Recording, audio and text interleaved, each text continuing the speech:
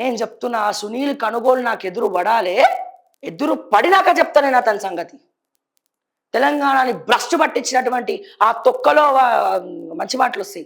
ఆ సునీల్ కనుగోలు చేసినటువంటి 6 గ్యారంటీలు మా తెలంగాణ పాలిట శాపాలు.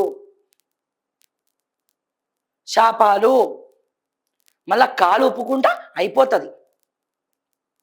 ముఖ్యమంత్రి ప్రెస్ మీట్ పెడితే పక్కన ఉండాల్సింది మంత్రుల ఎవరు ఉండాలి? మొన్న ప్రెస్ మీట్లో మున్సిపల్ ఎన్నికలు అప్పుడేదో ఎలక్షన్ రోజు ప్రెస్ మీట్లో ఇటుపక్క వేం నరేందర్ రెడ్డి, అటుపక్క ఎవరు ఈ సామారామోహన్ రెడ్డి, ఇటుపక్క నీలం మధు, వీళ్ళని పెట్టుకొని పక్కన వీళ్ళని కూర్చుండబెట్టుకొని నువ్వు ప్రెస్ మీట్ పెడుతున్నావు, మీరు ఒక ముఖ్యమంత్రి అనుకోవాలి. మేము ఏం రాజకీయాలు చేస్తున్నారు? పార్టీ మారి మళ్ళా గూడెం మైపాల్ రెడ్డి లాంటి వ్యక్తి బీఆర్ఎస్ కండువ కప్పుకొని ఆడ ప్రచారం చేస్తున్నాడు. నీకు చీమ కుట్టినట్టు కూడా ఉండదు. ఇక వాళ్ళకి ఎట్లాగో లేదు, అసలు వాళ్ళని పంపించిందే హరీష్ రావు అంటున్నారు. మరి వీళ్ళకన్నా ఉండాలి కదా బీఆర్ఎస్ వాళ్ళకి, మరి ఆ కేటీఆర్ కన్నా ఉండాలి కదా, మరి ఎవరు హరీష్ రావు కన్నా ఉండాలి కదా. సిగ్గు ఎగ్గు లేకుండా అదే వాళ్ళ తమ్ముడిని తీసుకొచ్చి పార్టీలో కూర్చోబెట్టుకున్నారు. ఏ రౌడీగిరి గూండాగిరి చేసినటువంటి మంచి మాటలు వస్తాయి నాకు ఉన్నాయో వాళ్ళకి నీతి, శరం, సిగ్గు, మానం, అభిమానం ఏమీ లేక మళ్ళా తీసుకొచ్చి గదే గూడెం మైపాల్ రెడ్డిని బీఆర్ఎస్ కండువా కప్పి బీఆర్ఎస్ కౌన్సిలర్ల కోసము ప్రచారానికి వెళ్ళడం కాదు, గూడెం మైపాల్ రెడ్డి తమ్ముడిని మధుసూదన్ రెడ్డిని తీసుకొచ్చి మళ్ళా పార్టీలో కూర్చుండబెడుతున్నావు.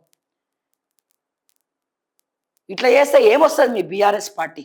ఆత్మాభిమానం ఏడుంది బీఆర్ఎస్ పార్టీకి ఇప్పుడు? అంటే ఎక్కడ పోతుంది అంటే మేము ఏమనుకోవాలా? తెలంగాణ ప్రజలు అరే బై అందరు ఒక్కటేరా, ప్రజలమే మనమే పిచ్చోళ్ళము, మనకే ఏం తెలీదు, వాళ్ళు ఒకటే.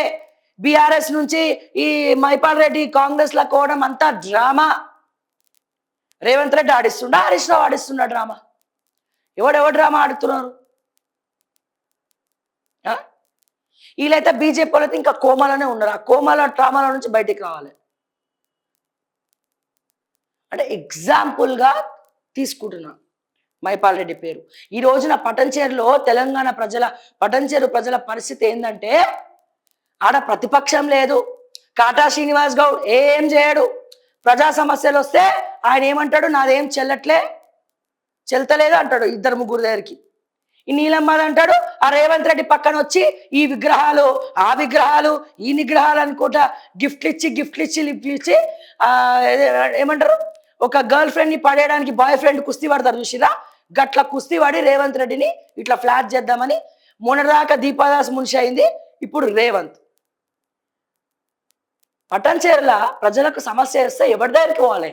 మైపాల్ రెడ్డి దగ్గరికి పోవాలనా? హరీష్ రావు దగ్గరికి పోవాలనా? కాటా శ్రీనివాస్ గౌడ్ దగ్గరికి పోవాలనా? నీలం మధు ముదిరాజ్ దగ్గరికి పోవాలన్నా? ముదిరాజ్ కాదని నీలం మధు దగ్గరికి పోవాలన్నా? బీజేపీ లేదు, అసలు ఉందో లేదు తెలియదు ఆడ బీజేపీ పటంచేరులా. ఎవరి దగ్గరికి పోవాలి? ఇటువంటి సమస్యలు తెలంగాణ రాష్ట్రం మొత్తం ఉంది. అందరు ఒకటే పార్టీ. కాటా, నీలం మధు, మైపాల్ రెడ్డి, అందరు దామోదర్ రాజనరసింహ గారు, అందరు ఒకటే పార్టీ. ఆడ సమస్యలు తెలుసుకునేటువంటి నాదుడు లేడు.